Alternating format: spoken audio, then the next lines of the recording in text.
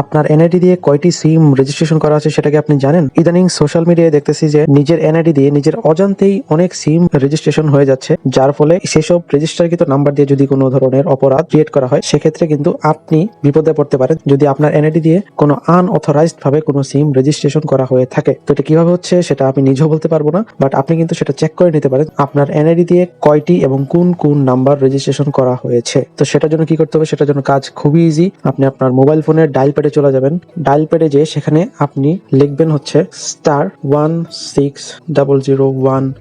এটি লিখে আপনি আপনার যে কোনো নাম্বার থেকে, সেটা গ্রামীণ, রবি, এয়ারটেল যেটাই হোক, যে কোনো নাম্বার থেকে আপনি সেটা ডায়াল করবেন। এবং একটা কথা মাথায় রাখবেন, আপনার ফোনে কিন্তু অবশ্যই টাকা থাকতে হবে, ইন্টারনেট প্যাক অথবা মিনিট প্যাক থাকলে কিন্তু হবে না। তো আপনি যে কোনো নাম্বার থেকে সেটা ডায়াল করে দেবেন। তো ডায়াল করার সাথে সাথে আপনাকে একটা ফিরতে এরকম একটা মেসেজের মতো অপশন দেখাবে, সেখানে আপনি আপনার এনআইডির লাস্টের যে 4 ডিজিট আছে সেই 4টি ডিজিট এখানে আপনি বসিয়ে দিবেন। ডিজিট বসানো হয়ে গেলে আপনি এখানে সেন্ড বাটনে ক্লিক করবেন। সেন্ড বাটনে ক্লিক করলে আপনাকে একটু ওয়েট করতে বলবে। ওয়েট করার একটু পরে আপনাকে একটা ফিরতি এসএমএস দিবে। এসএমএস এর মাধ্যমে আপনাকে জানিয়ে দেওয়া হবে আপনার এনআইডি দিয়ে কয়টি সিম রেজিস্ট্রেশন করা হয়েছে। এই দেখুন এসএমএস চলে এসেছে। এখানে দেখাচ্ছে আমার এই এনআইডি দিয়ে মোট 6 থেকে 7টি সিম রেজিস্ট্রেশন করা হয়েছে অলরেডি, এবং এখানে সবগুলোই আমাদের নিজস্ব সিম রেজিস্টার করা হয়েছে, এখানে কোনো আনঅথরাইজড সিম। তো এভাবেই আপনি চাইলেও আপনার ফোনের মাধ্যমে একদম নিমিশেই আপনি চেক করে নিতে পারেন যে আপনার এনআইডি দিয়ে কোনো আনঅথরাইজড বা এক্সট্রা কোনো সিম রেজিস্টার করা হয়েছে কিনা। আর যদি রেজিস্টার হয়ে থাকে এবং আপনি বিপদে না পড়তে চান, তাহলে আপনি দ্রুত যেই নাম্বার থেকে বা যে অপারেটরের সিমগুলো নাম্বারগুলো নেওয়া হয়েছে সেই অপারেটরে আপনি যোগাযোগ করবেন তাদের কাস্টমার কেয়ারে। কাস্টমার কেয়ারে যোগাযোগ করলেই আপনি তাদেরকে বিস্তারিত বললে আশা করি তারা এই বিষয়ে হেল্প করবে এবং সিমগুলো তারা অফ করে দেবে। তো ভিডিওটা যদি ভালো লাগে অবশ্যই ভিডিওতে লাইক দিবেন, কমেন্ট করবেন এবং অবশ্যই চ্যানেলটি সাবস্ক্রাইব করবেন। ধন্যবাদ।